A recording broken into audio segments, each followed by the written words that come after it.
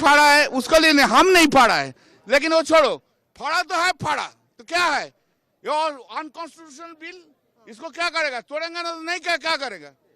ठीक से ठीक किया, जो किया ठीक किया, मैंने नहीं किया, लेकिन जो किया है उसको सलाम जानता है, बोला था वो, ठीक किया। अनकॉन्स्टिट्यूशनल बिल, अनडेमोक्रेटिक बिल, ये पूरा गणतंत्र को लोपाट कर देंगे एकदम, पूरा गणतंत्र।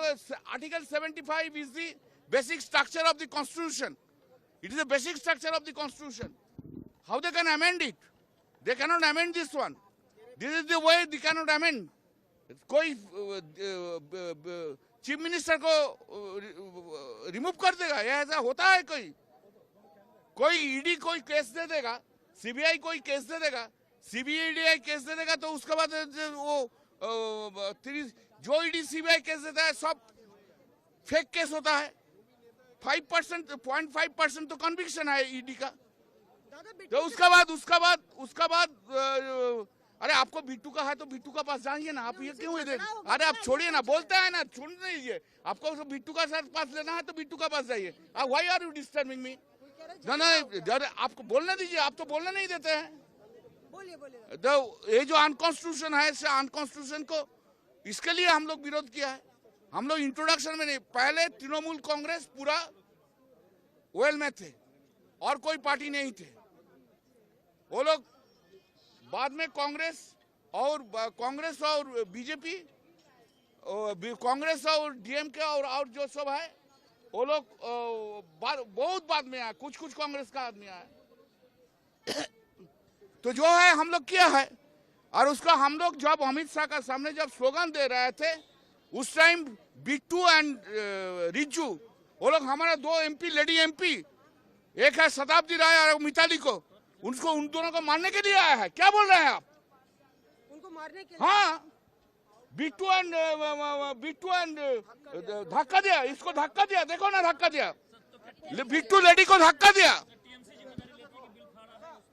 हम लोग, हमारा अंदर कोई ना बिल फाड़ा है, ठीक है, तो उसमें क्या है, हम तो स्लोगन दे रहे थे, सब जमींदारी जो है टीएमसी का जो जमींदारी है वो हम ले लेता है मेरा घाट पे, चलिए हम लेता है, हम फाड़ा कि नहीं फाड़ा वो कुछ नहीं बात है। ये अनकॉन्स्टिट्यूशन बिल है, ये बिल को हम लोग देखेंगे, हम असंवैधानिक बिल है ये, अरे इसलिए वो हमारे 2 एमपी को गांव में हाथ दे देगा बिट्टू। अभी तो कांग्रेस छोड़ के उधर चला गया, किरण रिज्जू आके गांव में धक्का दे देगा, मान लेगा ये मान ले सकता है हम लोग। उन्होंने धक्का दिया, हम लोग तो खड़ा था, हम लोग तो अमित शाह का सामने खड़ा था, हम लोग स्लोगन दे रहे थे, हम लोग स्लोगन दिया, फेडरेशन फेडरल स्ट्रक्चर है, ये है, हम लोग बोला चोर चोर वोट चोर, वो भी बोला। उस टाइम उधर के आके बिट्टू आके धक्का दिया फास्ट। बिट्टू मंत्री है, उसको रिजाइन करना चाहिए। महिला के ऊपर अत्याचार कर रहा है बीजेपी।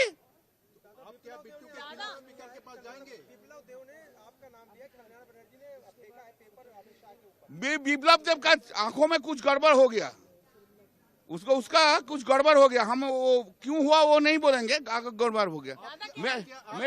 मेरा साथ एक भी पेपर था तो दिखा दो। किरण रिजिजू कह रहे हैं कि आपने धक्का दिया उनको। किसको? किरण रिजिजू से मैं तो 2 हाथ दूर में था, हमने नहीं धक्का दिया, हम लोग सब दूर में था, वो लोग ये से उतर के इधर आया। आप क्या बिट्टू के खिलाफ स्पीकर के पास जाएंगे? वो बाद में देखेंगे। बिहार में चुनाव है और 2026 में तमिलनाडु, केरला और पश्चिम बंगाल में सब चुनाव है, तो चुनाव से पहले जिन राज्यों में चुनाव आते हैं तो ये कॉन्स्टिट्यूशनल अमेंडमेंट बिल जो है का लक्ष्य ऑपोजिशन पार्टी और नेताओं को टारगेट करना। बिल्कुल, मैंने वही कहा, और ये चीज आप सब पत्रकार भी समझ लीजिए कि जीवन में ये बिल पास नहीं होगा। It's a constitutional amendment. It requires 2/3 majority. The government is only trying to divert attention and use this as a media spectacle to divert the attention of the people from SIR, because SIR has fallen flat on their faces. तो ये government की तरफ से ploy कह लीजिए, gimmick कह लीजिए, साजिश कह लीजिए, जिसके तहत वो दिखाना चाह रहे हैं कि भाई हम तो अकाउंटेबिलिटी मेंटेन करना चाहते हैं और उसमें प्राइम मिनिस्टर भी है, होम मिनिस्टर भी है। अरे छोड़ी, प्राइम मिनिस्टर होम मिनिस्टर बहुत बड़ी चीज हो गई। जो लोग बीजेपी में पिछले 10 साल में गए हैं, जिनके खिलाफ हजारों करोड़ों रुपए का एलिगेशन मैंने नहीं, prime minister, home minister, BJP नेता खुद लगाए थे, उनको एक समन तक 2 साल 4 साल में नहीं गया। तो आप क्या प्राइम मिनिस्टर, होम मिनिस्टर की बात करते हो, कैबिनेट मिनिस्टर्स की बात करते हो? लोग हंसेंगे आपके ऊपर। भाई, आप जिन लोगों के खिलाफ चुनाव में जाके बोल के आए, 10 दिन बाद उन्हीं के साथ हाथ मिला के सरकार बना रहे हो। You have compromise on your ideology, और आपके इंटेंशन कभी सही नहीं है। तो चाहे आप ये कहीं भी करने का कोशिश करो, ये जीवन में होने वाला नहीं है। साथियों, आप मुझे बताइए,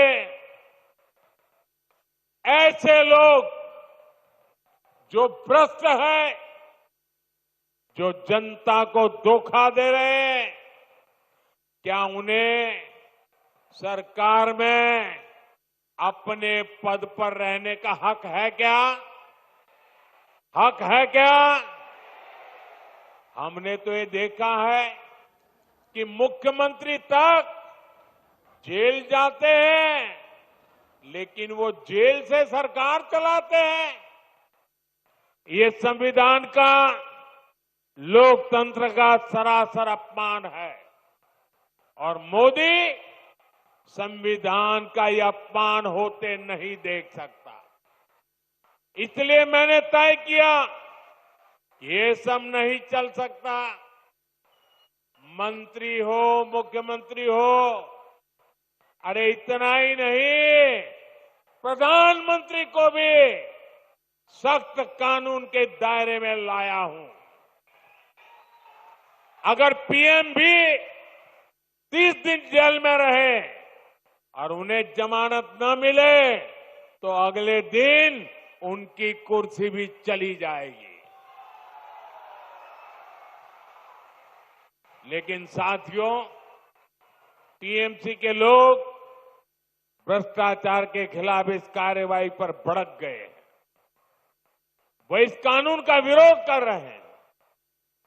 टीएमसी के लोगों ने संसद में इस बिल को फाड़ने की कोशिश की है।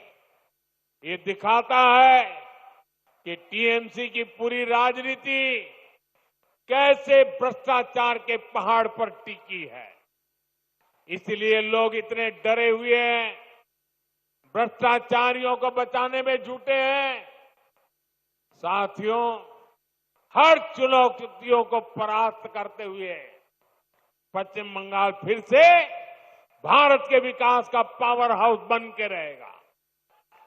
इस संकल्प को लेकर हमें आगे बढ़ना है।